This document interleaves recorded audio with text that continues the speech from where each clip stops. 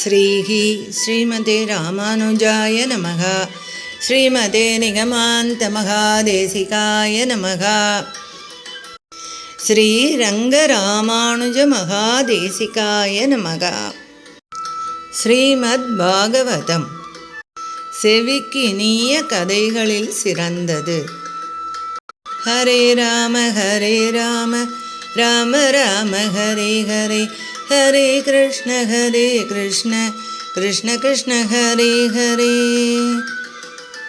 மைத்ரேயர் சொல்கிறார், எப்பொழுது ஸ்வயம்புவ மனு தன் பாரியையாகிய சதரூபையுடன் உண்டானாரோ அப்பொழுதே இவர் பிரம்மாவை நமஸ்கரித்து கை குவித்து கொண்டு இங்கனம் மொழிந்தார். நீர் ஒருவரே சமஸ்த பிராணிகளுக்கும் பிறவியை விளைக்கும் பிதாவும் ஜீவனம் கொடுக்கும் போஷகனுமாயிருப்பவர். ஆகையால் உமக்கு மற்றொருவரை எதிர்பார்த்து ஆக வேண்டிய காரியம் ஒன்றுமே இல்லை. ஆயினும் உமது பிரஜைகளாகிய எங்களுக்கு எந்த கர்மத்தினால் நன்மை உண்டாகுமோ அதை சொல்ல வேண்டும். அனைவராலும் துதி செய்ய தகுந்த மகிமை உடையவரே, எங்கள் சக்திக்கு தகுந்த காரியங்களில் எந்தெந்த காரியம் செய்தால் இவ்வுலகத்தில் முழுவதும் புகழும் பரலோகத்தில் பெறதற்கரிய நற்கதியும் உண்டாகுமோ அத்தகையதான காரியத்தை எங்களுக்கு விதிக்க வேண்டும். பிரம்மதேவன் சொல்கிறார், அப்பா, நீ தூய மனத்துடன் என்னை பாதுகாக்க வேண்டும் என்றுதானே பிரார்த்திக்கிறாய். இதனால் நான் உன் விஷயத்தில் மிகவும் சந்தோஷம் அடைந்தேன். உங்களுக்கு க்ஷேமம் உண்டாகட்டும். வாராய் பண்டிதனே, தந்தையிடத்தில் புதல்வர்கள் செய்ய வேண்டிய பூஜை இவ்வளவே. அதாவது துவேஷமில்லாமல் தமது சக்திக்கு பொருந்தினபடி பிரீதியுடன் அவனுக்கு ஆஞ்ஞையை அங்கீகரித்து செய்ய வேண்டும். தமது சக்திக்கு பொருந்துமாறு தந்தையின் கட்டளையை தவறாமல் நடத்துவதே தந்தையிடத்தில் பிள்ளைகள் செய்யும் சுஸ்ரூஷையாம். அங்கனம் என் சரீரத்தின் நின்று உண்டாகி என் புதல்வனாகிய நீ இந்த உன் பாரிய இடத்தில் குணங்களால் உனக்கு தகுந்த பிள்ளைகளை பிறப்பித்து பூமியை தர்மத்துடன் பாதுகாப்பாயாக. மற்றும் யாகங்களால் பரமபுருஷனை ஆராதிப்பாயாக. இதுவே எனக்கு மேலான சுஸ்ரூஷையாம். வாராய் மன்னவனே, நீ தர்மம் தவறாமல் பிரஜைகளை பாதுகாத்து வருவாயாயின் அங்கனம் பிரஜா பரிபாலனம் செய்கிற உன் விஷயத்தில் ஞானாதி குணங்கள் நிறைந்த இருட்டிகேசன் சந்தோஷம் அடைவான். யஞ்ஞமூர்த்தியும் அநாதியும் ஆன பகவான் எவர் விஷயத்தில் சந்தோஷம் அடையாது இருப்பானோ அவர்கள் படும் சிரமமெல்லாம் பிரயோஜனம் அற்றதே ஆகும். பகவானுக்கு சந்தோஷத்தை விளைக்காத காரியங்கள் பயனற்றவைகளே. அத்தகைய காரியங்களை செய்பவர்களுக்கு வீண் சிரமமே பயனாகும். ஆகையால் நீ அந்த பரமபுருஷனை யாகங்களாலும் க்ஷத்ரிய விருத்தியான பிரஜா பாலனத்தினாலும் சந்தோஷம் அடையச் செய்வாயின் அதுவே நீ எனக்கு செய்யும் சுஸ்ரூஷையாகும். மனு சொல்கிறான், வாரீர் பாபத்தை போக்கும் குருவே, மகானுபாவராகிய உமது ஆజ్ఞையில் நிற்கிறேன் பிரபு. ஆனால் பிரஜைகளும் நானும் இவ்வுலகத்தில் வாசம் செய்வதற்கு உரிய ஒரு ஸ்தானத்தை காட்டிக் கொடுப்பீராக. பூமியே சமஸ்த பிராணிகளுக்கும் வாசஸ்தானமாயிருக்க ஸ்தானம் காட்ட வேண்டும் என்கிறாயேன் எனில் சொல்கிறேன். சமஸ்த பிராணிகளுக்கும் எது வாசஸ்தானமாயிருக்கின்றதோ அத்தகைய பூமியானது மகா ஜலத்தில் மூழ்கி இருக்கின்றது தேவனே. ஆகையால் இந்த பூமி தேவியை மேலுக்கு எடுப்பதில் யத்தனம் செய்வீராக. நாங்கள் வசிப்பதற்கு உரிய ஸ்தானத்தை ஏற்படுத்தி கொடுப்பீரென்று வேண்டுகிறேன் என்றான். மைத்ரேயர் சொல்கிறார், இங்கனம் மனு சக்கரவர்த்தி மொழிந்ததை கேட்டு பரமேஷ்டியானவன் பூமி ஜலத்தில் மூழ்கி இருப்பதை அறிந்து, இந்த பூமியை நான் எப்படி எடுப்பேன் என்று தன் புத்தியை கொண்டு நெடுநேரம் சிந்தித்தான். நான் பிரளய காலத்தில் உள்ள ஜலத்தை எல்லாம் பானம் செய்தேன், பூமியையும் ஸ்தாபித்தேன். பிறகு தேவதைகள், அசுரர், பித்ருக்கள், மனுஷ்யர் முதலிய பிரஜைகளை நான் சிருஷ்டித்து கொண்டிருக்கையில் அந்த பூமி ஜலங்களால் முழுக்கப் பெற்று ரசாதலம் போய் சேர்ந்தது. நம்மை ஈஸ்வரன் சிருஷ்டிக்கும்படி நியமித்திருக்கின்றான். இதற்கு மேல் நாம் செய்ய வேண்டிய காரியம் என்ன? எனக்கு ஒன்றும் புரியவில்லை. நான் எந்த பகவானுடைய சங்கல்பத்தினால் உண்டானேன்? அத்தகையனான ஈஸ்வரன் நான் இப்பொழுது என்ன செய்ய வேண்டுமோ அதை நிறைவேற்றுவானாக என்று சிந்தித்து கொண்டிருந்தான். இங்கனம் சிந்தித்து கொண்டிருக்கின்ற அந்த பிரம்மாவின் நாசி துவாரத்தினின்று, மூக்கின் துவாரத்தினின்று அங்குஷ்ட பிரமாணமுடைய ஓர் பன்றிக்குட்டி வெளி தோன்றிற்று. நிர்தோஷனே விதுரா, பிரம்மதேவனே இங்கனம் வராக உருவத்துடன் தோன்றினான் என்று நினைக்க வேண்டாம். இது பரமபுருஷனுடைய செயலென்று சிந்திப்பாயாக. அந்த நான்முகன் பார்த்து கொண்டிருக்கையில் மிகவும் சூக்ஷ்மமான அவ்வராகம் ஆகாயத்தில் இருந்து கொண்டு ஒரு க்ஷணத்தில் யானையின் அளவுடையதாகி வளர்ந்தது.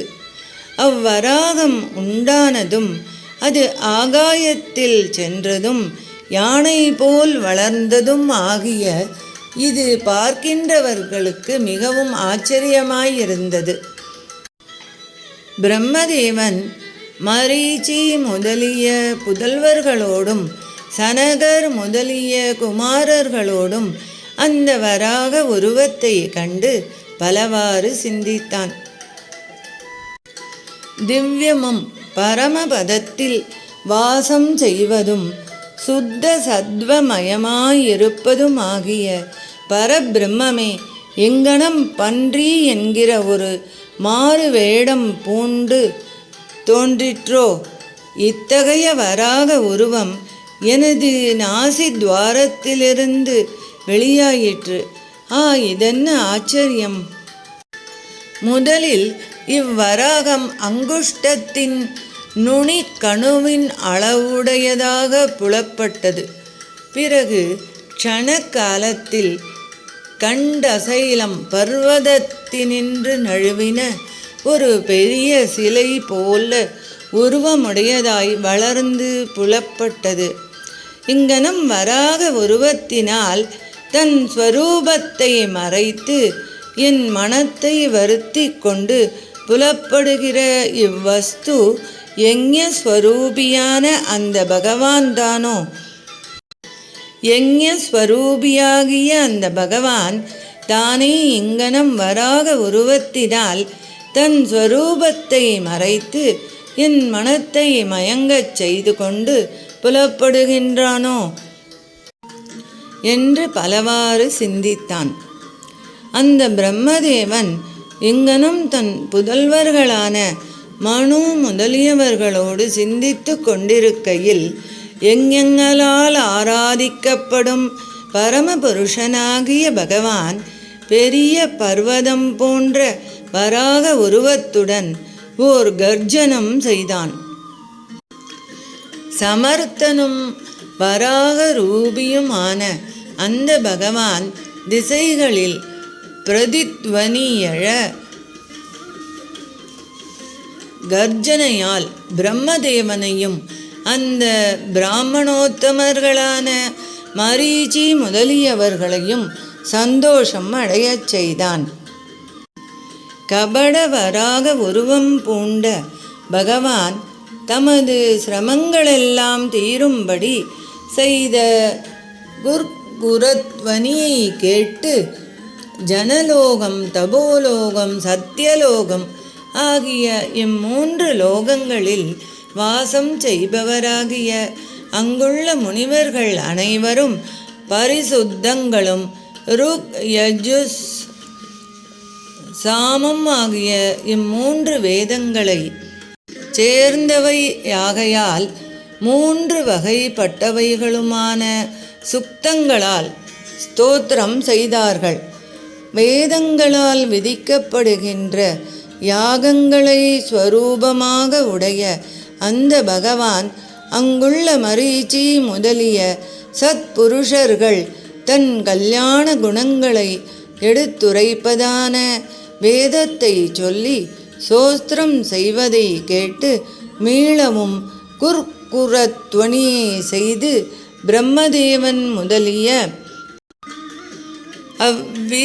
அவ்விபூதர்களின் நன்மைக்காக பெரிய மத்த கஜத்தின் லீலை போன்ற லீலையுடையவனாகி ஜலத்திற்குள் பிரவேசித்தான்.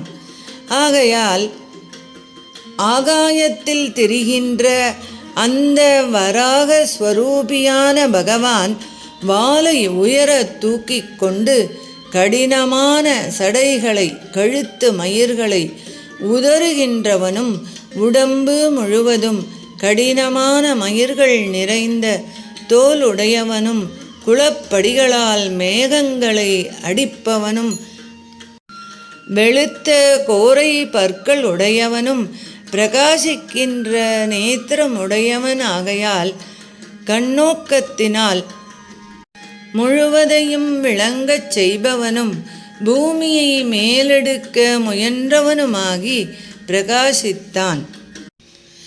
தான் யஞஸ்வரூபனாயினும் தேவ காரியத்தை பற்றி மாயாவராக உருவம் பூண்ட பகவான் பசுவைப் போல் கிராணத்தினால் மோந்து பூமியின் பதவியை தேடுகின்றவன் போன்று பயங்கரமான கோரை பற்கள் உடையவனாயினும் அழகிய நோக்கம் அமைந்த நேத்திரங்களால் தன்னை துதி செய்கின்ற அந்தணர்களை மேலழப் பார்த்து ஜலத்தில் பிரவேசித்தான்.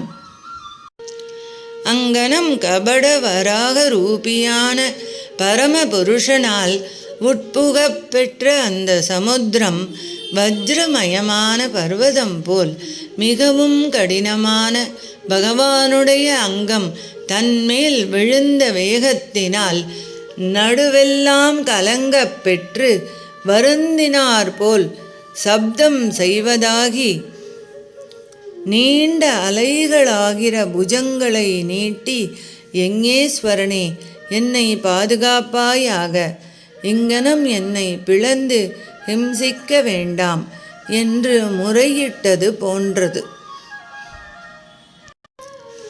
3 சவனங்களை 3 கணுக்களாக பெற்றவனும் முசுப்பின் அருகில் 3 ரேகைகளை உடையவனும் கரையை கடந்தவனும் சம்சாரத்தினின்று கடக்கச் செய்பவனுமாகிய வராக ரூபியான பகவான் கரையில்லாமல் நிரம்பி இருக்கின்ற ஜலம் முழுவதும் முடியும்படி அர்த்த சந்திர பானங்களை நிகர்த்திருக்கின்ற தன் குளம்புகளால் ஜலத்தை பிளந்து கொண்டு ரசாதலத்தில் பிரவேசித்தான். அங்கு பூமியை கண்டான். இந்த பரமபுருஷன் பிரளய சமயத்தில் அந்த ஜலத்தில் சயனிக்க விரும்பி பிராணிகளுக்கெல்லாம் ஆதாரமாகிய எந்த பூமியை தனது உதரத்தில் அன்புடன் தரித்தானோ அத்தகைய பூமி தேவியை ரசாசன் செய்யாமல் பாபத்தினால் அழுக்கடைந்த மனமுடையவர் உன் உருவத்தை காண்பராயினும் பிராகிருத ஜந்துக்களைப் போல் இதுவும் ஒன்று என்றே நினைப்பார்களன்றி இது அப்ராகிருதம் என்றும் சுத்த சத்வமயம் என்றும் கர்மத்தினால் விளைந்ததல்லாமல் பகவான் தன் சங்கல்பத்தினால் ஏற்றுக்கொண்டது என்றும் தெரிந்து கொள்ள மாட்டார்கள். நீ யஞஸ்வரூபன் ஜெகதீசா, உன்னுடைய துவக்கில் காயத்ரி முதலிய சந்தஸ்சுக்களும் ரோமங்களில் தர்ப்பங்களும் நேத்திரத்தில் ஆக்ஞையும் பாதங்களில் அத்வர்யூஹோதா உத்காதா பிரம்மா என்கிற இந்நால்வர் அனுஷ்டிக்க வேண்டிய கர்மங்களும் திகழ்கின்றன. உனது முகத்தின் நுனியில் சிறுக்கென்கிற யஞ பாத்திரமும் நாசிகைகளில் ஸ்ருவமென்கிற யஞ பாத்திரமும் உதரத்தில் இடை என்னும் பேருடையதும் ஹவிசை உட்கொள்ள உபயோகப்படுவதுமான யஞ பாத்திரமும் காதுகளின் ரந்திரத்தில் சோமபானம் செய்கிற சமசம் என்னும் யஞ பாத்திரமும் முகத்தில் பிராச்சித்திரம் என்கிற பிரம்ம பாத்திரமும் வாயின் துவாரத்தில் கிரகமென்கிற பாத்திரங்களும் உண்டாயின. பகவானே, அக்னிஹோத்திரம் என்னும் கர்மம் ஒன்று உண்டே, அது உன்னுடைய பக்ஷணமாயிற்று. யஞங்களில் தீக்ஷா சம்ஸ்காரம் என்றொரு கர்மம் உண்டு. அது யஞ ஆரம்பத்தில் எஜமான் தீட்சை பெற்று கொள்ளல். தீட்சை என்னும் தேவதையை எஜமானிடத்தில் ஸ்தாபிக்கையே தீக்ஷா சம்ஸ்காரமாம். அது இஷ்டியாலும் ஷௌரம் முதலியவற்றாலும் சித்திக்கும். தீக்ஷணீயே, இஷ்டி என்கிற இத்தகைய தீட்சையானது அடிக்கடி ஏற்றுக்கொள்கிற உன்னுடைய அவதாரங்களே. ஆஜ்யத்தை ஹவிசாக உடைய உபசத் என்கிற 3 யாகங்கள் உண்டு. இவையே உன் கழுத்து, பிராயணீயம் என்கின்ற ஆரம்பேஷ்டியும் உதயனீயம் என்கின்ற அவசானேஷ்டியும் உன்னுடைய கோரை பற்கள், பிரவர்க்கியம் உன்னுடைய நாக்கு, சப்யம் என்கிற அக்னியும் ஔபாசனா அக்னியும் உன்னுடைய சிரஸ், இஷ்டகாசயனங்கள் உன்னுடைய பிராணன்கள். இங்கனம் நீ யஞ ஸ்வரூபனாயிருக்கின்றாய். அன்றியும் சோமயாகம், உன்னுடைய ரேதஸ் பிராதஸ் சவனம், விடியற்காலையில் நடத்தும் ஹோமம் முதலியவை உன்னுடைய நிலைமைகள். அக்னிஷ்டோமம், அத்யக்னிஷ்டோமம், உக்தியம், ஷோடசி வாஜபேயம், அதிராத்திரம், அப்தோர்யாமம் என்கிற 7 யாகங்களும் சம்ஸ்தை என்னும் பேருடையவை. இவையும் இவற்றின் பிரிவுகளும் உன்னுடைய துவக்கு முதலிய சப்த தாதுக்கள் பல எஜமானர்களை உடைய கர்மங்கள் சத்திரங்கள் எனப்படுகின்றன. அவையெல்லாம் உனது சரீரத்தின் சந்திகள். எஜமானனுடைய அனுஷ்டானம் என்கிற இஷ்டியானது உனது சரீரத்தின் மத்திய பிரதேசம். இங்கனம் சோமத்தை உடைய யாகங்களும் சோமமில்லாத யாகங்களும் நீயே. யஞம் என்னும் பேருடைய கர்மங்களெல்லாம் உன்னுடைய ஆராதனங்களே. சமஸ்தமான மந்திரங்கள், தேவதைகள், திரவியங்கள் ஆகிய யாக சாதனங்கள் எல்லாம் நீயே. நீ சமஸ்த யாக ஸ்வரூபன். ஸ்மிருதிகளில் சொல்லப்பட்ட தானாதி கிரியைகளும் நீயே. இங்கனம் யஞ்ஞாதி கர்மங்களை பறக்கச் சொல்லுகிற வேதத்தின் பூர்வ பாகமெல்லாம் உன்னையே கூறுகின்றது. இத்தகைய உனக்கு அடிக்கடி நமஸ்காரம் செய்கின்றோம்.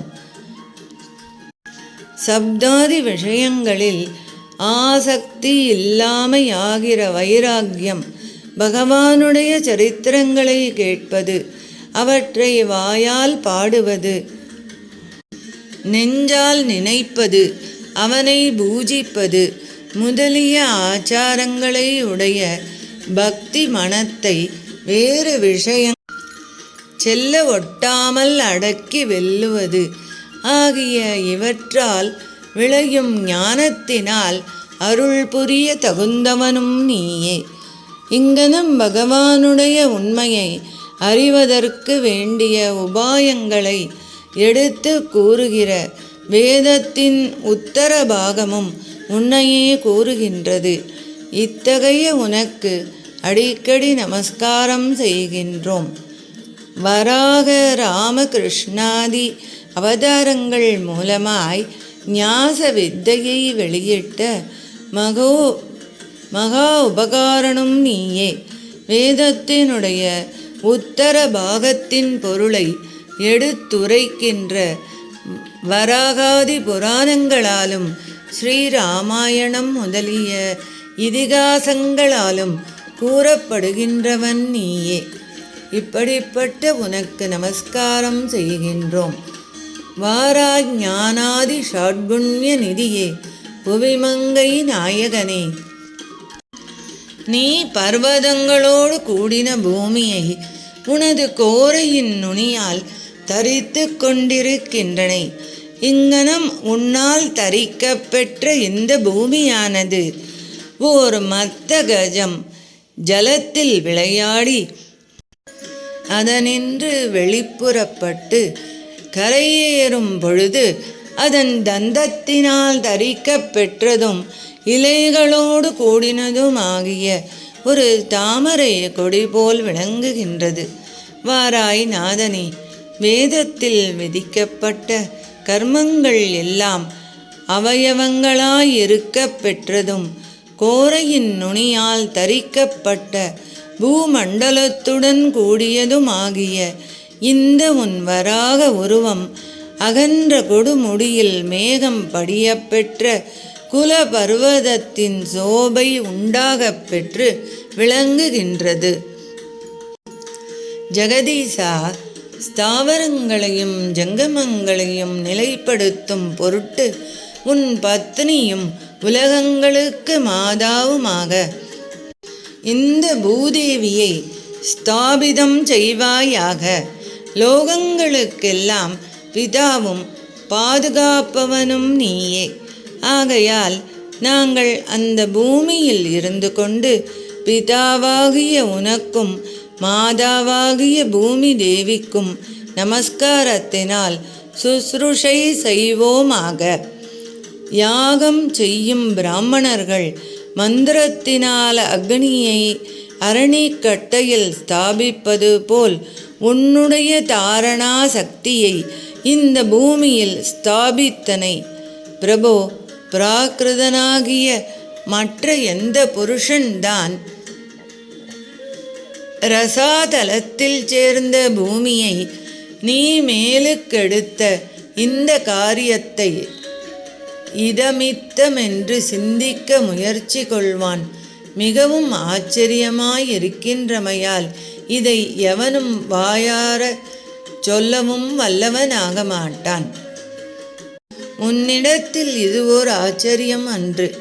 ஏனெனில் சமஸ்த ஆச்சரியங்களுக்கும் நீ இருப்பிடம்.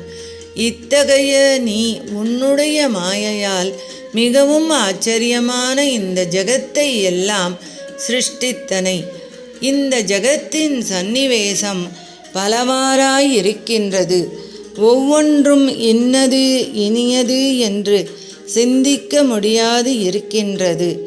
இப்படிப்பட்ட ஜகத்தை சிருஷ்டித்த நீ இந்த பூமியை எடுத்தது ஒரு ஆச்சரியம் அன்று.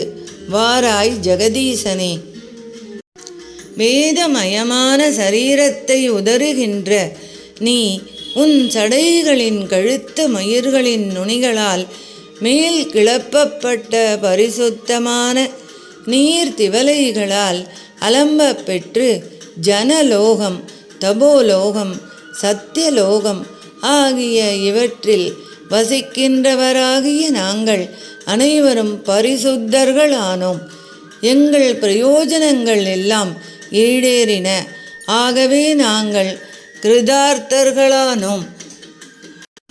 ஜகத் சிருஷ்டி முதலிய உன் வியாபாரங்களுக்கு முடிவே இல்லை. அத்தகையனான உன் செயல்களின் எல்லையை எவன் அறிய விரும்புகிறானோ அவன் மதிகேடன் என்றே நினைக்க வேண்டும். அப்படியும் ஒருவன் விரும்புவானோ? சுவாமி, ஞானாதி குணங்கள் நிறைந்தவனே, ஆச்சரியமான ஜெகத் சிருஷ்டியை நடத்துகின்ற உனது யோக மாயை என்னும் சக்தியின் குணங்களாகிய சத்வாதிகளின் சம்பந்தத்தினால் ஜெகத் முழுவதும் மோகித்து கிடக்கின்றது. இதை சுகுத்திருக்கச் செய்வாயாக. மைத்ரேயர் சொல்கிறார், சகல ஜெகத் ரட்சகனான பகவான் இங்கனம் வேத வாக்கியங்களோடு ஒத்த வாக்கியங்களை சொல்கின்ற மரீச்சி முதலிய மகரிஷிகளால் அருகில் நின்று ஸ்தோத்திரம் செய்ய பெற்றவனாகி தன் குளம்பில் அடங்கி கிடக்கின்ற ஜலத்தின் மேல் பூமியை ஸ்தாபித்தான். பிரஜைகளை பாதுகாப்பவனும் ஷாட்குண்ய பரிபூர்ணனும் விஸ்வக்சேனன் என்ற பெயர் பெற்றவனுமாகிய அந்த வராக பகவான் அவலீலையாக ரசாதலத்தினின்று தான் மேலுக்கு எடுத்த பூமியை அந்த மகாஜலத்தின் மேல் நிலை நிற்கச் செய்து மறைந்தான். இவனை நெஞ்சால் நினைத்த மாத்திரத்தில் நினைத்தவனுடைய சம்சார துக்கமெல்லாம் தாமே பறந்தோடும். அப்படிப்பட்ட பகவான் வராக அவதாரம் செய்த இந்த விருத்தாந்தம் மிகவும் மங்களகரமாயிருக்கும். சர்வம் ஸ்ரீ கிருஷ்ணார்ப்பணமஸ்து. அடியேன் ராமானுஜதாசன். லோகா சமஸ்தா சுகினோ பவந்து. சர்வே ஜனா சுகினோ பவந்து.